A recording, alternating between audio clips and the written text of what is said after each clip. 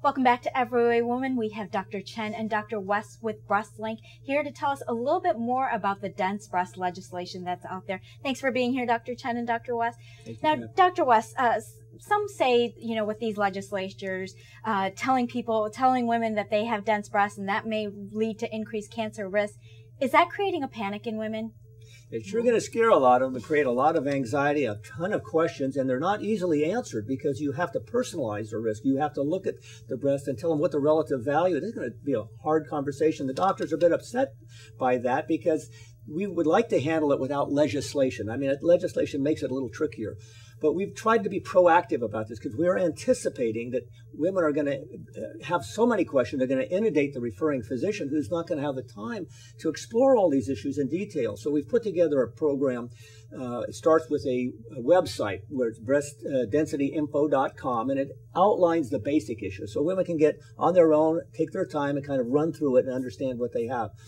They should now have to become aware of what the report says. If the report says your breast is fatty, you really don't have to worry about that. That's 60% of the women.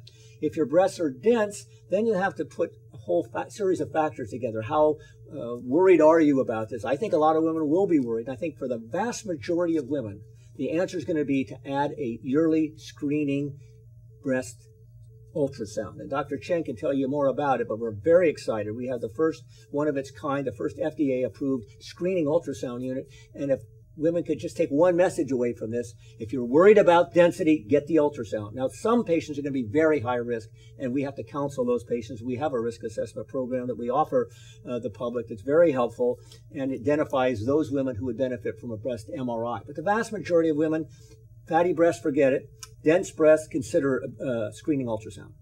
Dr. Chen, how do we know if we have a dense breast or not? I mean, how do you really know? I mean, each individual must be, you know, looked at, I guess, you know, separately, but how would you be able to tell us that? You're absolutely right in that each individual has her own individual breasts. The only way to determine one's breast density is on a mammogram. That's the only way? Yes. So we cannot tell by looking at what the patient's breast, not a self-exam or not any of those things aren't going to help. Not how it feels, not how it looks, not how it hangs. So a small-chested woman could have dense breasts. Absolutely. Wow. That's and interesting a very large-chested, pendulous woman could have very dense breasts. So again, we cannot tell except on a mammogram. Okay, so that's the best and most foremost way to find out. Yes. Okay. So Dr. West, I have a question for you. You said that increased breast density increases your risk of breast cancer.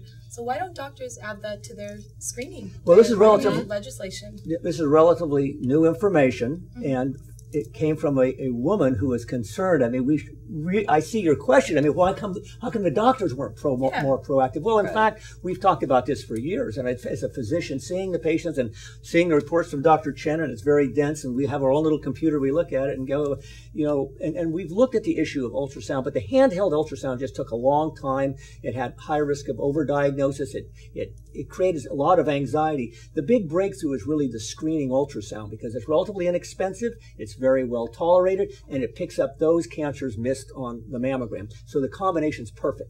And that's the bottom line, simple message. In terms of the high-risk people, they need to come to a center that can deal with that strong family history or those other factors to sort out just how to handle this.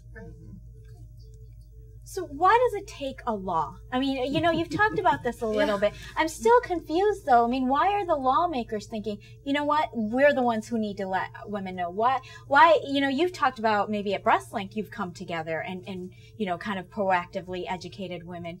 But why aren't doctors across the country saying, this is what to start doing together?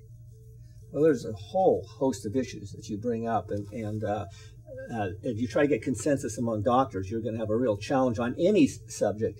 But I think, by and large, people in our specialty recognize the need, and the big breakthrough is the availability of the technology. Without the screening ultrasound, we wouldn't be talking about this. We'd just be worrying about it. Now we have a practical thing to offer the women. It takes the old handheld ultrasound would take an hour to do a study, and it was very labor intensive.